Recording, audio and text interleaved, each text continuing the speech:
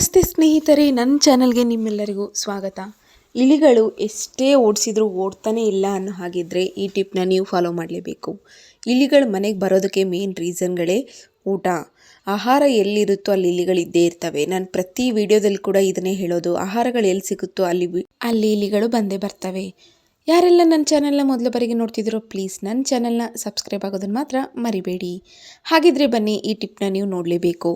ಮನೆಯಲ್ಲಿ ಇಲಿಗಳು ತುಂಬ ಇಲಿಗಳಿದ್ದಾವೆ. ಹಾಗೆ ಎಷ್ಟು ನಾವು ಆಹಾರಗಳನ್ನ ಚೆಲ್ತಾ ಇದ್ದೀವಿ, ಯೂಸ್ ಮಾಡಲಾರ್ದ ಆಹಾರಗಳನ್ನ ಚೆಲ್ತಾ ಇದ್ದೀವಿ.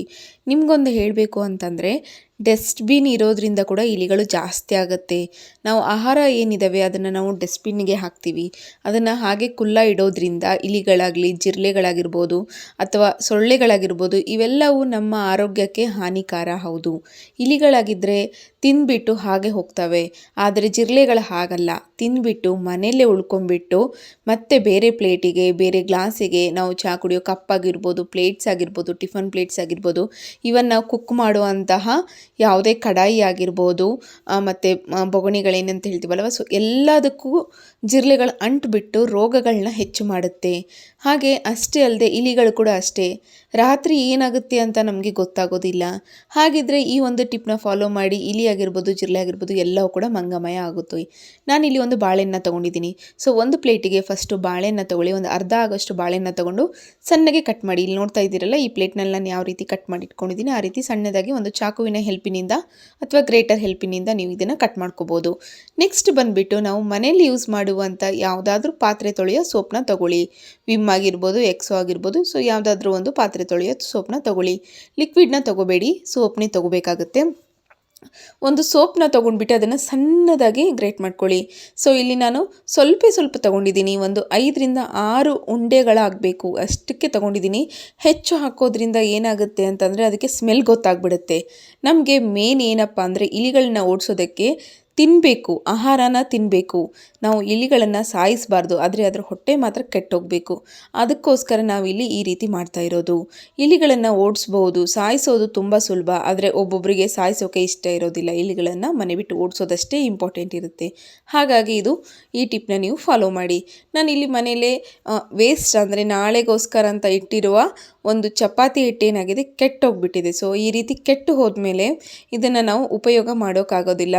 ಆಹಾರ ಕ್ರಮ ಏನಿದೆ ನಮ್ಮ ಬಾಡಿ ಕೂಡ ಅಷ್ಟೇ, ಹಿಂದಿನ ದಿನದ ಯಾವುದೇ ಆಗಿರ್ಬೋದು ಒಂದಿಷ್ಟು ಕೆಟ್ಟದಾಗುತ್ತೆ. ಸೊ ಹಾಗಾಗಿ ಅದನ್ನು ಬಿಸಾಕೋದೇ ಉತ್ತಮ. ಬಿಸಾಕೋಕ್ಕೆ ಇಷ್ಟ ಇಲ್ಲ ಅನ್ನೋರು ಈ ರೀತಿ ಜಿರಳೆ ಇಲಿಗಳನ್ನು ಸಾಯಿಸೋಕೆ ಉಪಯೋಗ ಮಾಡ್ಕೋಬೋದು. ನಾನಿಲ್ಲಿ ಚಪಾತಿ ಹಿಟ್ಟು ಏನು ನಾದಿಟ್ಕೊಂಡಿದ್ದೆ, ಗೋಧಿ ಹಿಟ್ಟು, ಸೊ ಅದನ್ನು ನಾನಿಲ್ಲಿ ತೊಗೊಂಡಿದ್ದೀನಿ. ಇದಕ್ಕೆ ನಾನಿಲ್ಲಿ ಯೂಸ್ ಮಾಡುವಂತಹ ಬಾಳೆಹಣ್ಣಾಗಿರ್ಬೋದು ಅಥವಾ ನಾವು ಏನು ಪಾತ್ರೆ ತೊಳಕ್ಕೆ ಯೂಸ್ ಮಾಡಿರುವಂಥ ಸೋಪ್ ಏನಿದೆ, ಸೊ ಅದರದ್ದು ತುರಿದು ಇಟ್ಕೊಂಡಿರೋದು, ಇವೆರಡನ್ನೂ ಕೂಡ ನೀವು ಚಪಾತಿ ಹಿಟ್ಟಿನ ಒಳಗಡೆ ಹಾಕಿ ಒಂದಿಷ್ಟು ರೌಂಡ್ ಮಾಡಿ ಇಟ್ಕೊಂಡ್ಬಿಡಿ.